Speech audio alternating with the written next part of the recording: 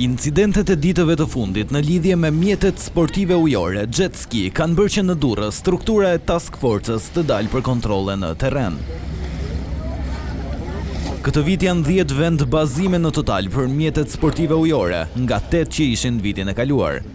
Kontrollet do të jenë të vazhdueshme, ju na shikoni sot, në fakt ne kemi nisur prej muajsh punën në mënyrë institucionale, por edhe në terren.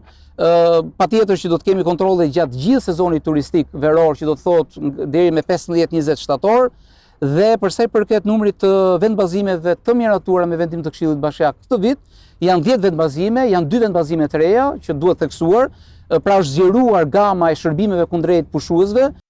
Në plazhet e Durrësit janë miratuar 190 persona të licencuar nga Federata e Vrojtuesve të Plazhit, të cilët do të duhet të monitorojnë pushuesit gjatë të gjithë verës, ndërsa ata që zënë hapësirat publike do të ndëshkohen sipas ligjit. Ai kufizimi i plazhit me bovat përsa i përket zonës së notimit do duhet të respektohet. Sigurisht pari do duhet të respektohet nga sipërmarrësit privat, të cilët shfrytëzojnë këto hapësira publike për pjesën e plazhit në sezonin turistik veror, por për më tepër edhe duke vijuar me përgjegjësinë e turistëve dhe pushuesve, të cilët do duhet të respektojnë këto sinjalistika.